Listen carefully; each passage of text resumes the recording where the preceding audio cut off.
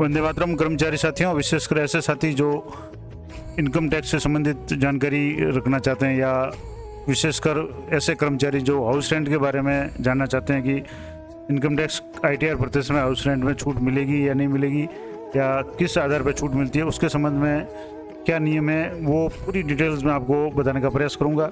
Live आपको example से भी बता दूंगा कि किसको छूट मिलेगी, किसको नहीं मिलेगी, क्या नियम होते हैं, और सारी जानकारी मैं कोशिश कर रहा हूँ ऑथेंटिक बताऊँ। फिर भी अगर आपको कोई डाउट है तो कृपया जो भी विभागीय नियम या इनकम टैक्स डिपार्टमेंट के जो रूल्स है उसको फॉलो करें, उसको पालना करें।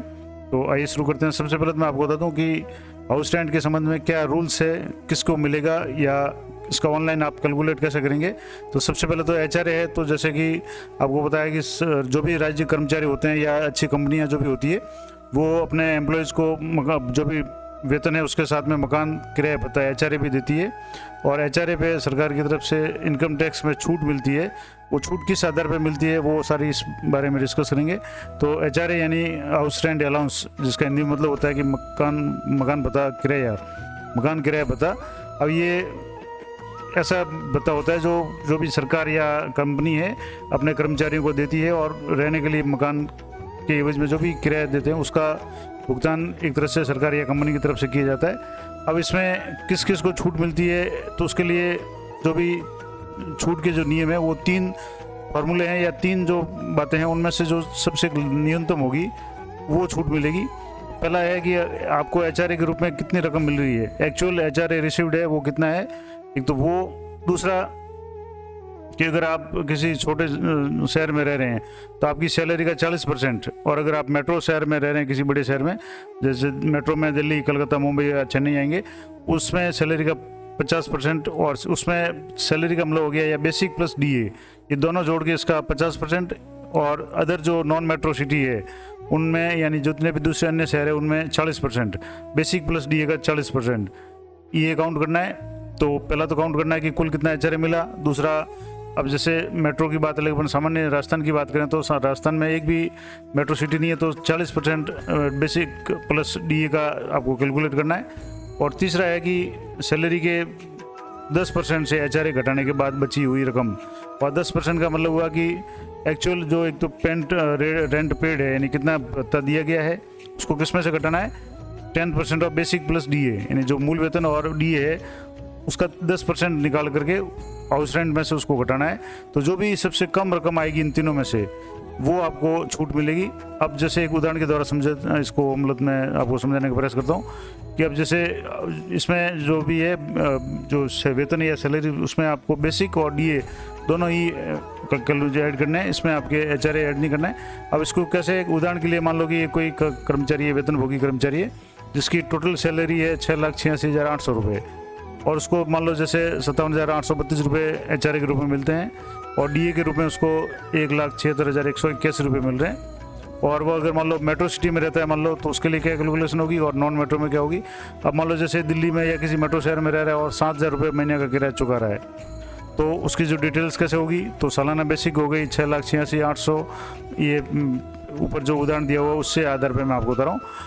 सालाना मिलने वाला HRA उसको जैसे 57,832 मिल रहा है उसको, और किराए के रूप में वो 7,000 पर मंथ यानी 7,000 गुणा 12 यानी 84,000 रुपये चुका रहा है। अब ये 3 जो फॉर्मूले थे उसके आधार पे पहला जो था उसमें कुल HRA, तो कुल HRA जो उसको मिल रहा है वो है 57,832। दूसरा था कि सैलरी का 50% जिसमें बेसिक प्लस DA, तो जैसे बेसिक 6,86,800 था, ये 1 जीरो इसमें थोड़ा ज़्यादा आ गया, तो और प्लस ये 1,76,000 था, तो 8,42,988 रुपये हो गया। अब इसका 50% अगर कैलकुलेट करेंगे तो 4,21,000 हो जाएगा, और अगर 40% काउंट करेंगे तो 3,37,195 हो जाएगा। तो ये दूसरा पॉइंट हो गया। तीसरा था वास्तविक किराया माइनस सैलरी का 10%, जिसमें DA और बेसिक जोड़ करके करना था। तो जैसे मान लो वास्तविक किराया इसने 84,000 चुकाया, और उसमें से इसका जो 10% होगा, DA और बेसिक का 10% है। अब जैसे ये टोटल जैसे आ रहा है 8,42,000, तो उसका 10% हो गया 84,998 रुपये। ये 10% 84,000 में से 84,298 रुपये घटाएंगे तो ये संख्या माइनस में आएगी, ये विशेष ध्यान रखना है। अब इसका मतलब हुआ कि तीनों में से सबसे कम राशि है जो माइनस की है इसका मतलब 0 से भी कम है तो इस कार्मिक को कोई भी छूट है वो नहीं मिलेगी नियमानुसार। अब मान लो कोई छूट लेना चाहता है तो उसके लिए क्या प्रोसेस होगा या कब छूट होगा कि अगर वो किराया कम से कम 1 लाख या उससे ज़्यादा अगर किराया दे रहा है तब उसको छूट मिलेगी। उसका मैं आपको एग्जांपल भी बता दूंगा। अब इसमें क्या क्या डॉक्यूमेंट्स जरूरत होगी HRA पे। तो मान लो कोई कार्मिक HRA की छूट लेना चाह रहा है तो उसके लिए एक तो किराए की रसीद या एग्रीमेंट की कॉपी है वो अपने पास रखनी चाहिए या उसको सबमिट करनी पड़ेगी। तो HRA पे टैक्स छूट के लिए आपको किराएदारी का सबूत देना होगा, यानी किराए का एग्रीमेंट या फिर किराए की रसीद है वो जमा करानी होगी। और एग्रीमेंट या रसीद में किराए की रकम, रेंट अमाउंट कितना है, मकान मालिक का नाम, मकान का पूरा पता, कंप्लीट एड्रेस ऑफ प्रॉपर्टी, तारीख वगैरह होनी चाहिए। और रसीद में मकान मालिक के हस्ताक्षर, सिग्नेचर होने चाहिए। और एग्रीमेंट में किराएदार और मकान मालिक दोनों के हस्ताक्षर होने चाहिए। तो एक तो ये है। अगर मान लो 1 लाख से ज़्यादा किराया है तो उसमें नियम ये है कि उसके लिए जो मकान मालिक का पैन नंबर है वो भी अनिवार्य है। मान लो जैसे आप 1 लाख से ज़्यादा, मान लो जैसे 8,333 रुपये पर मंथ है, 1 लाख से ज़्यादा अगर किराया चुका रहे हैं तो अपने जो भी मालिक होगा, मकान मालिक होगा, उसका पैन नंबर भी आपको कंपनी को बताना होगा। और पैन नंबर नहीं है तो मकान मालिक से इस संबंध में घोषणा पत्र, डिक्लेरेशन जिसमें नाम, पता, हस्ताक्षर वगैरह हो, अपने नियोक्ता के पास जमा करा सकते हैं। और जाँच होने पर रेंट एग्रीमेंट भी पेश करना पड़ सकता है। और अगर मान लो किराए की रसीद जब आप ITR या जब आप टैक्स का टाइम है उस समय अगर डेडलाइन है उस समय तक रसीद नहीं करा पा रहे हैं तो आप उसकी छूट है वो जब HR जो रिटर्न भरते हैं उस समय भी ले सकते हैं।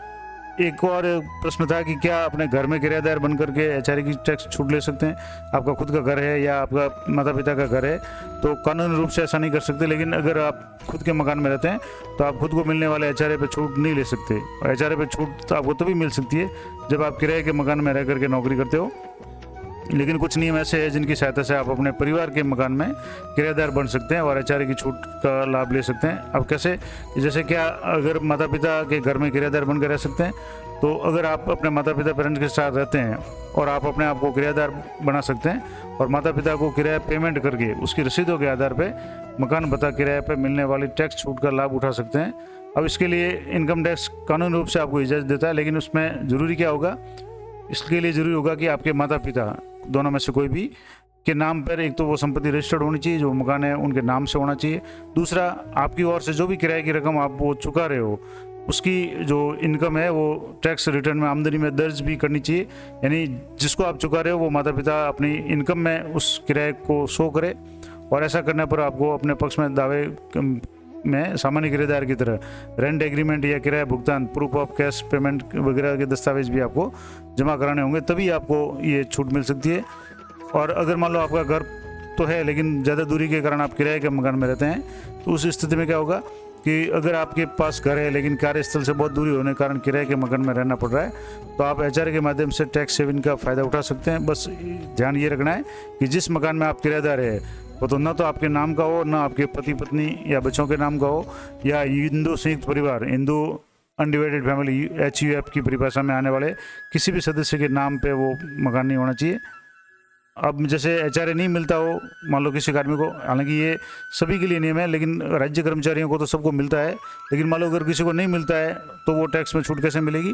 तो ऐसा कोई कर्मचारी ऐसा भी हो सकता है कि जिसकी सैलरी के साथ HRA नहीं मिलता हो और उसे मकान किराया देना पड़ रहा हो, यानी किराए के मकान में रह रहा हो, तो ऐसे लोगों को अलग तरीके से 80GG एक जो है इनकम टैक्स का जो शेड्यूल है, सेक्शन है 80GG, उसके तहत टैक्स बचा सकता है।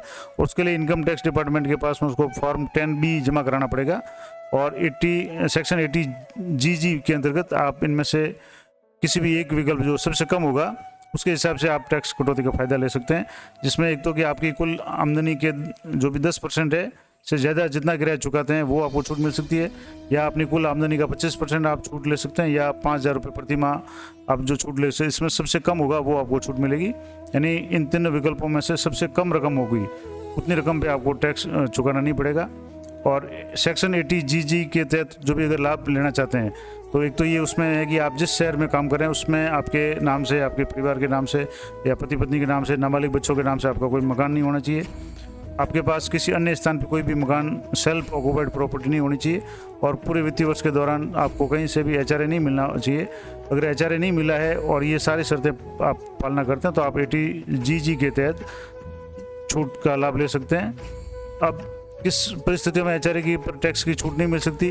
कि पहला तो है कि अगर आप खुद के मकान में रहते हो तो आपको छूट नहीं मिलेगी, क्योंकि एचआरए पे टैक्स कटौती हकदार आप तभी बन सकते हैं जब आप किराए के मकान में रहते हो। अगर आप खुद के मकान में रहते हैं तो एचआरए के आधार पर आपको टैक्स बेनिफिट का दावा नहीं कर सकते। दूसरा, रहने का कोई किराया नहीं देते हो। अगर आप किसी मकान में रह रहे हो और वहाँ आप किराया नहीं दे रहे हो तो भी आपको दावा नहीं कर सकते, क्योंकि उसके लिए रसीद वगैरह वो चाहिएगी। तीसरा पॉइंट है कि अगर पति पत्नी या बच्चे के नाम से मकान है और जिस मकान में आप खुद को किराएदार दर्शा रहे हैं और दस्तावेज भी जमा करा रहे हैं, और अगर वो आपके पति कोई महिला है तो पति, या पुरुष है तो पत्नी, या बच्चे के नाम से है, तो आप नियमित एचआरए टैक्स बचत का लाभ लेने के हकदार नहीं है। क्योंकि रिश्ते में भले ही मकान आपके नाम का नहीं हो लेकिन आपका ही माना जाएगा, क्योंकि आपकी वो फैमिली के अंदर गिना जाएगा। और अगर मान लो चालाकी से कोई ऐसा करता है, इनकम टैक्स की छूट ले लेता है, तो इनकम टैक्स की जांच में उसके समस्या हो सकती है, तो उसका आप ध्यान रखें। तो ये तो थी छूट। अब इसमें एक और पॉइंट था कि होम लोन और एचआरए दोनों पे एक साथ टैक्स की छूट ले सकते हैं या नहीं। तो अक्सर लोगों का सवाल होता है कि क्या एचआरए और होम लोन पे चुकाई जा रही ब्याज दोनों एक साथ टैक्स का फ़ायदा उठा सकते हैं? तो इसका जवाब है हाँ। आप जैसे एचआरए के साथ में होम लोन के जो मूलधन है, तो प्रिंसिपल और उसका ब्याज दोनों के पेमेंट्स पर टैक्स का लाभ ले सकते हैं। उसके लिए पहली शर्त तो ये कि आप उस घर में नहीं रह रहे हो या फिर मकान है वो किराया दे रखा हो। दूसरा, इसमें क्या क्या चीज़ें ध्यान रखनी, एक तो जैसे होम लोन के मूलधन की जो वापसी यानी जो प्रिंसिपल पेमेंट है उसको 80C के तहत 1,50,000 की जो छूट होती है उसके अंदर ही कैलकुलेट किया जाता है। तो जो भी मूलधन होगा जो होम लोन का वो 1,50,000 के अंदर है, यानी 80C के सेक्शन के अंदर ही आएगा, जिसमें जीपीएफ एसआई वगैरह सारी की कटौती शामिल होती है। तो वो फ़ायदा कोई विशेष नहीं मिलता, क्योंकि अधिकांश लोगों की कटौती हो जाती है वो। दूसरा कि होम लोन पे जो ब्याज आप चुकाते हैं, इंटरेस्ट रीपेमेंट है, वो है सेक्शन 24 के तहत 2 लाख तक उसकी टैक्स की छूट मिल सकती है। और वो अब ओल्ड जो है रिजिम है उसमें है, न्यू रिजिम में आपको कोई फ़ायदा नहीं मिलेगा। लेकिन अगर आपने घर को किराए पे दे रखा है, आप होम लोन का फ़ायदा ले रहे हैं या एचआरए का फ़ायदा ले रहे हैं, लेकिन अगर आपने वो मकान किराए पे दे रखा है तो उससे मिलने वाली रकम को आपकी जो भी आमदनी होगी उसमें आपको शामिल करके दर्शाना होगा, तभी आप इसका फ़ायदा ले सकते हैं। तो ये तो थी जानकारी एचआरए के संबंध में। अब जो 3 फार्मूले थे उसको एक ऑनलाइन जो 2 सॉफ्टवेयर है, अगर मान लो ये फार्मूला जैसे मैंने आपको जो 3 पॉइंट बताए थे, जिसमें एक तो था कि बेसिक जो मतलब आपको मूल जितना मिला, जो भी एचआरए जितना आपको मिला, जो 3 पॉइंट थे मैं आपको दोबारा बता दूं कि आपको मूल रूप से जितना एक्चुअल एचआरए रिसीव्ड हुआ, या 40 या 50% बेसिक प्लस डीए का, या सैलरी के 10% में से एचआरए घटाने के बाद में जो भी रकम है, इन तीनों में से जो कम होती है उस पर छूट मिलती है।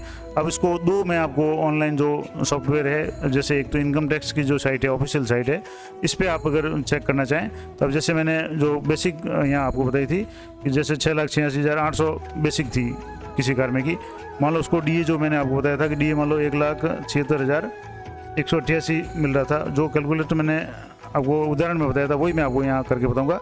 और एचआरए मान लो उसको रिसीव 57,832 जो मैंने बताया था वो है।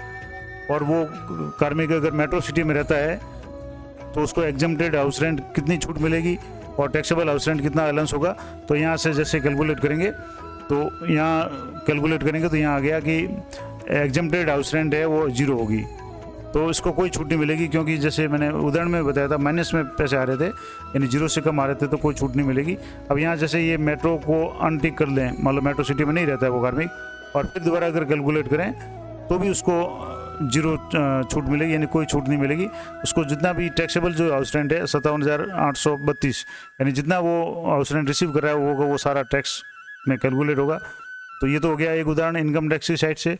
अब दूसरा उदाहरण एक में और एक जो साइट है इस पर भी आपको उदाहरण करके बताता हूँ। अब जैसे यहाँ भी आपको जैसे मैंने बताया था 6,86,800 है, डीए है मान लो 1,76,188, एचआरए उसको रिसीव्ड हो रहा है 57,832, और टोटल रेंट पेड जो कर रहा है वो 84,000 कर रहा है। अब इसका कैलकुलेट करेंगे तो यहाँ आ गया कि ये जैसे इसको जो चार्जेबल जो इनकम जो टैक्स के अंदर आएगी एचआरए वो 57,832, यानी जितना टैक्स उसको ये हाउस रेंट मिल रहा है वो सारा टैक्सेबल आएगा, यानी उसको जो एग्जम्प्ट है वो 0 हो जाएगी, यानी इसको छूट है वो 0 हो जाएगी।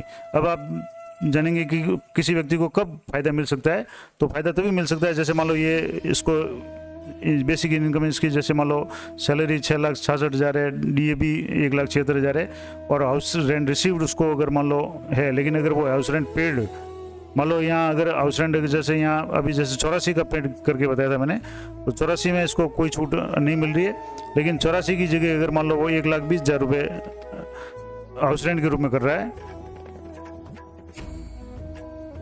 अब जैसे मान लो ये यहाँ अमाउंट है वो आप 1,20,000 अगर रेंट भर रहे हैं, तो और फिर कैलकुलेट करेंगे तो आप जैसे यहाँ देखेंगे तो जैसे 1,20,000 अगर कोई आदमी रेंट पेड कर रहा है और जबकि वास्तविक किराया उसको 57,000 ही मिल रहा है, तो उसको 35,701 रुपये की छूट मिल जाएगी। और जो भी 22,000 है वो टैक्सेबल होगा, यानी 22 और 35 कुल मिला करके 57,000 होंगे, तो इसमें से 35,000 की इसको छूट मिल जाएगी। एग्जेम्प्ट हाउस रेंट जो अलाउंस होगा वो होगा, और 22,000 रुपये इसको हाउस रेंट का टैक्स देना पड़ेगा। अगर मान लो इसकी किसी कार्मिक का जो रेंट पेड है वो अगर मान लो यहाँ जैसे 1 लाख है, अगर कोई कार्मिक 1 लाख अगर यहाँ कर रहा है, अभी जैसे 1 लाख करके फिर यहाँ से अगर मान लो कैलकुलेट करें तो यहाँ से आप देखेंगे तो यहाँ इसको जो 15,000 की छूट मिलेगी और 42,000 उसको टैक्स पेड करना पड़ेगा हाउस रेंट के रूप में। 15 और 42 कुल मिला करके 57,000 हो जाएगा। तो इस तरीके से आप ये जो दो जो साइट है incometax.india.gov.in, इस पर आप कैलकुलेट कर सकते हैं। इन दोनों का लिंक मैं आपको वीडियो में दे दूंगा। और दूसरी जो साइट है HRA कैलकुलेटर की, वो आप जैसे क्लियर टैक्स की जो साइट है इस पर भी आप यहाँ से आप चेक कर सकते हैं। जैसे अगर मान लो टैक्स कैलकुलेट करना चाहें, अब जैसे यहाँ दोबारा मैं आपको बता दूँ, जैसे यहाँ अभी मान लो 1,20,000 की अगर बात करें यहाँ इस सॉफ्टवेयर में भी, तो अब जैसे यहाँ 1,20,000 ही हो गया। अब यहाँ इसमें कैलकुलेट करेंगे तो जो यहाँ बताया था वो यहाँ भी आ रहा है कि जैसे एग्जेम्प्टेड 35,000 और 22,000 उसको भरने पड़ेंगे। अब यहाँ मान लो जैसे मैंने अभी 1 लाख करके बताया, तो यहाँ 15,701 की छूट मिल रही है। अब यहाँ भी मैं मान लो जैसे 1 लाख यहाँ अगर टैक्स पेड उसने 1 लाख किया किसी कार्मिक ने, तो यहाँ आप देखेंगे तो यहाँ कैलकुलेट करेंगे तो यहाँ आ गया कि 15,701 उसको छूट मिलेगी और 42,000 भरने पड़ेंगे। यहाँ भी आप देखेंगे तो 15,701 इसको भरने पड़ेंगे और 42,000 की छूट मिलेगी। तो आप किसी भी सॉफ्टवेयर में आप चेक करें, आपको जो भी है वो अंदाज हो जाएगा कि आपको इनकम टैक्स के इसकी हाउस रेंट की जो छूट है वो मिलेगी या नहीं। तो ये पूरी डिटेल्स मैंने आपको बता दी। आशा करता हूँ ये जानकारी आपके लिए उपयोगी रहेगी। इसी तरह की इनकम टैक्स से संबंधित वीडियो के लिए चैनल पर बने रहें। मिलते हैं नेक्स्ट वीडियो में, तब तक जय हिंद, जय भारत।